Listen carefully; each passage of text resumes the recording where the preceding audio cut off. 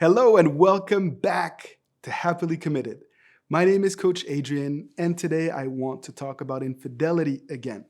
It's very, very important that everyone feels safe in their relationship. And so I wanted to do a video to address the topic of how to avoid being cheated on. Many people are in relationships and they are so afraid of being cheated on that it pollutes that experience. They end up being very needy or very controlling, and it can really ruin the relationship because you're so afraid of being cheated on. And so I wanted to give you some tools to make sure that you can overcome that fear and that you can set yourself up for success to make sure that you can just enjoy the relationship and not be afraid that your significant other is going to cheat on you. So the first question, the first thing that I wanted to kind of make sure that we get out of the way is you need to make sure that you're with the right person, okay? Because if you're afraid of being cheated on, it may be because that person is making you feel a certain way. It may be that they have tendencies that make you feel like you're always on your toes and you have to kind of monitor their activity because they've done it in the past or because they're just so flirtatious that it makes you feel uncomfortable. And if that's the case, well, that's a big red flag. And you really need to ask yourself if you are dating the right person, because I don't want you to be in a relationship where you feel like you constantly have to monitor this person. And if that is the case, it's important for you to take a step back and to really reflect on what it is that you're fighting for. A lot of times, people that also are caught up in this dynamic are because they have suffered trauma or they have been cheated on in the past. And if that's the case, perhaps you need to seek help from a professional that can help you deal with that baggage, because the person that you're with now may not be responsible or should not carry the burden and the baggage of someone else's mistakes. And that's how I see good people and good relationships oftentimes fail and be taken advantage of in some way because you're constantly bringing up the past in your current relationship. So if that is happening to you, please make sure that you really reflect on what you can do to heal from the past traumas. I've actually created a free video, 5 steps to overcome being cheated on, that I'm going to put in the link below. It is free, it is comprehensive, and it can really help you make sense of what may have happened in the past. Ultimately, trust is the foundation of all healthy relationship. And so what I really need you to do is to go through exercises that can help you build trust with your significant other. Include them in that process. Really, this can be an exercise that help you guys solidify your bond. And so if you are constantly anxious when they go out, for example, maybe you can agree that your significant other will send you a text here and there at specific times just to provide you with reassurance. And you need to do so in a way that doesn't come off as controlling, but as a way by which you guys are building unity and finding solutions together to the issues that you are facing today. So you're not imposing anything on them, you're including them in that process whereby they can feel like they still have a level of independence and control over what they choose to do to provide you with that level of reassurance. And you need to take baby steps, right? You can't go from 0 to 100. What you need to do is that you make sure that you slowly start to stretch your comfort zone.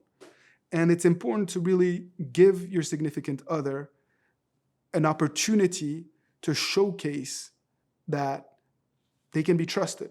Give them the benefit of the doubt while not stepping too far outside of your comfort zone to a place where you're going to really be overwhelmed. Ultimately, you need to also make sure that you're not asking of something from your significant other that you are not willing to do yourself. There needs to be a level of coherence there. And I urge you not to fall into a dynamic where they constantly have to provide reassurance, right?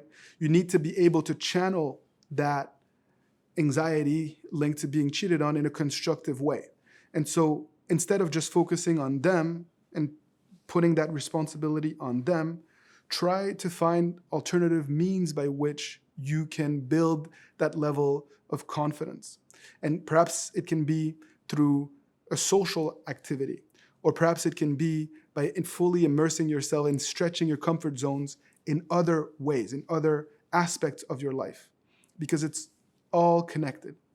And I would urge you to really have a frank and open conversation with your significant other so that they understand perhaps some of the things that you've been through that lead you to be the way that you are. And as long as you are able to continuously grow and to showcase an evolution, they, if they are committed to you and to the relationship, should be able to advance with you. That's what I have seen. And it's kind of heartbreaking because a lot of people are completely paralyzed by this fear, and it can really, really harm your relationship if you don't know where to turn to for guidance and for advice. And a lot of times what tends to happen is that you lose what makes you attractive, what makes you really appealing in the eyes of your significant other, because you're coming off as lacking in confidence in what you have to offer, which can push your significant other away. My colleague, Coach Natalie, has created a video, the 6 mistakes to avoid in order to really maximize attraction. And I will also put it in the link below so that you can have access to that, to make sure that you maintain a certain level of attraction while working through this fear of being cheated on ultimately. I believe that if you don't obsess over this, you can make sure that it's not going to happen to you. But if you let that fear consume you, it can really pollute your relationship. So just set small goals for yourself. Take it one day at a time, and challenge yourself in some ways to make sure that you are able to grow with your partner without alienating them and without making them feel like they are responsible for how you feel at all times.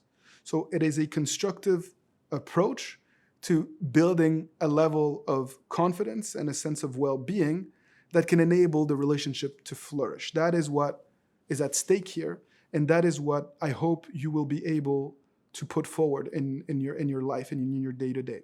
I know that a lot of people want to learn more about how to avoid being cheated on, and I urge you, if you have practical experience with this issue, if you've been able to put certain steps in place that have brought you a sense of comfort and a sense of well-being, if something has worked for you, please share it with others in the comment section, because you can learn so much from others' practical experience. We are here for coaching sessions. Coach Danny, amazing Coach Danny, and Natalie and myself are there to help you. You can book a coaching session with us at happilycommitted.com/coaching, and it would be our pleasure to explore ways together how to put a plan in place to make sure that this doesn't pollute your relationship or your marriage. As always, thank you for being tuned in. You are fighting the good fight, and I look forward to working together in the near future. Take good care and see you soon.